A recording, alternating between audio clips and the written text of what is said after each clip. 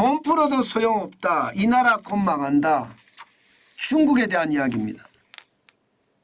돈 풀어도 소용없다는 이야기는요. 11월에 중국 제조 구매관리자 지수가 49.4를 기록했습니다. 전월 대비해서 0.1포인트가 하락했어요. 전월 대비해서. 실제로 한번 보실래요? 추세선을 보시면 전월 10월에는 49.5였는데 11월에는 49.4예요. 예.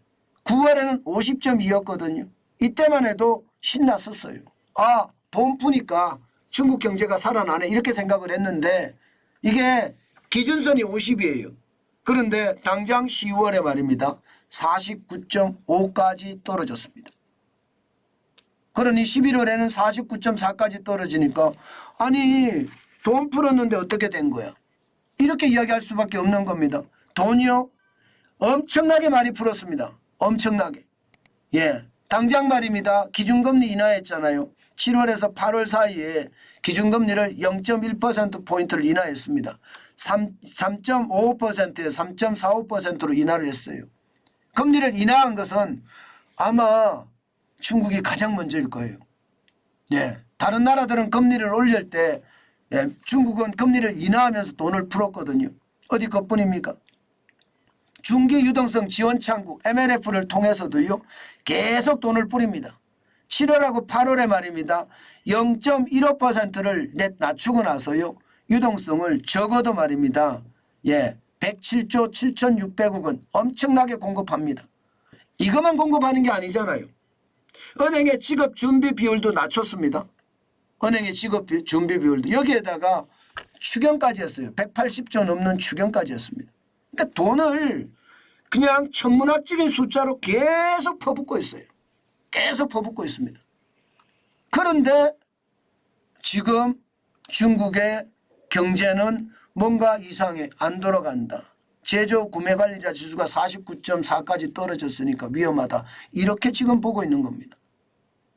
그만큼 말입니다. 세계의 중심, 세계의 공장 이 말이 이제 무색하게 된다는 뜻이에요. 그래서 제가 이 나라 곧 망한다는 표현을 쓴 겁니다. 이제 세계의 경제가 세계의 중심이 안 되고 세계의 공장이 안 되면 더 힘들어질 거니까요. 세부적으로도 보면 말입니다. 세부적으로도 보면 대기업은 0.2%가 빠졌습니다. 50.5예요. 그나마 대기업은 좀 나아요. 예, 이게 중형기업은 올라가고 있습니다. 예, 48.8이니까 올라가요. 그러나 소기업은 예상외로 굉장히 많이 떨어져요. 예, 1포인트가 빠졌어요. 1포인트. 0점이 아니에요. 1포인트가 빠졌습니다.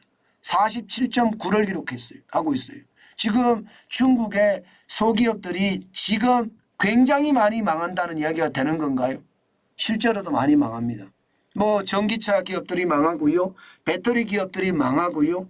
이게 망하는 속도가 너무나 빠르다고 이야기할 정도로 망하고 있다. 이렇게 이야기하거든요. 아마 알리익스프레스나 테무나 쉐인 여기에 물건들이 굉장히 싸게 올라오는 것도 많은 기업들이 망하니까 재고떨이를 이 쇼핑몰을 통해서 하는 것은 아닌가. 저는 그런 생각도 하거든요. 그 정도로 심각합니다. 그 정도로 말입니다. 실질적으로 말입니다. 실질적으로 다른 지표도 보면 말입니다. 뭐 좀 좋아진다는 지표들이 있기는 해요. 소매 판매 증가율이 8, 9, 10월에 계속 올라갑니다. 4.6, 5.5, 7.6. 소매 판매가 올라가니까 돈 푼 효과가 나타났다. 이렇게 기사들을 써댔는데 실질적으로는 그렇지 못하다. 이게 현실이잖아요. 또한 말입니다. 중국의 공업이익도 말입니다. 지금 1월에 마이너스 22.9%가 10월까지 누적으로 해보니까 공업이익이 마이너스 7.8%밖에 안 줄었더라. 이거 굉장히 좋은 신호다. 이렇게까지 이야기를 했거든요. 그렇지만 예, 제조 구매관리자 지수라는 게 구매관리자잖아요. 구매관리자. 구매관리자니까 제품을 예, 뭐 부품을 산다든가 원재료를 산다든가 구매를 관리하는 사람들의 지표거든요.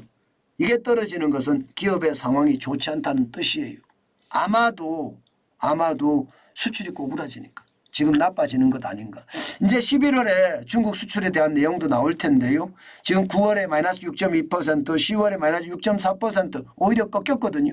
만약에 11월에 이거보다 더 꺾이잖아요. 그러면 중국은 예상대로 미중 충돌에 의해서 말입니다. 러시아가 무너졌듯이 아마 중국도 최악의 어떤 상황을 맞지는 않을까, 그런 걱정 당연히 할 수밖에 없습니다. 게다가 말입니다.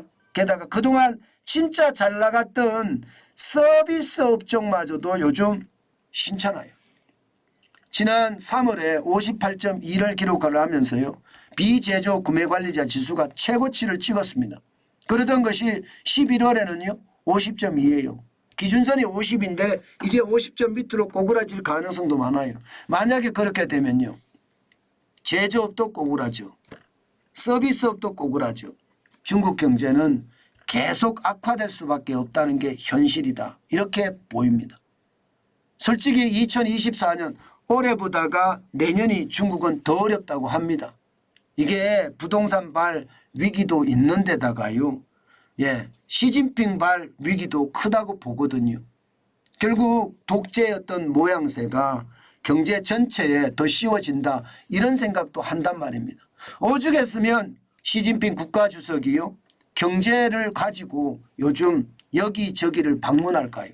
그것은요. 그만큼 중국의 경제가 심각해졌다는 의미입니다.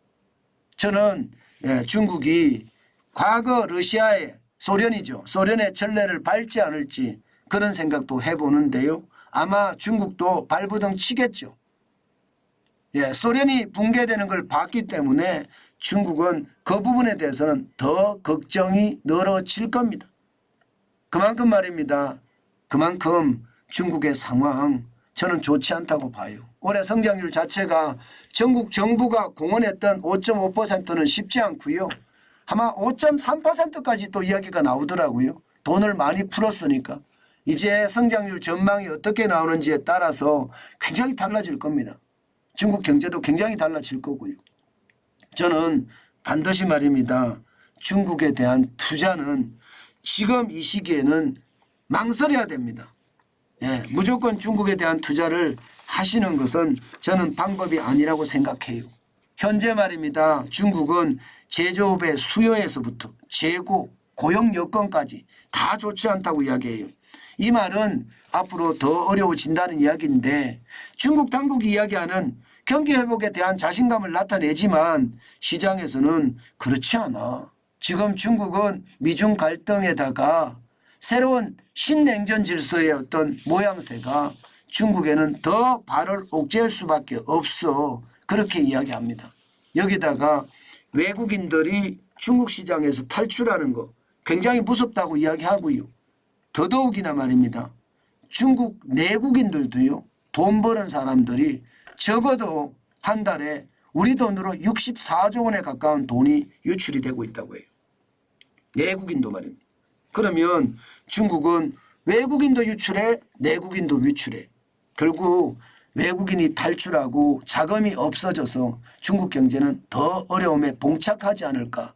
그래서 제가 이 나라 곧 망한다는 표현을 썼습니다. 다소 좀 과한 표현이긴 한데요. 결국 말입니다. 과거 소련의 전철을 밟지 않을까. 저는 그렇게 생각합니다. 그만큼 말입니다.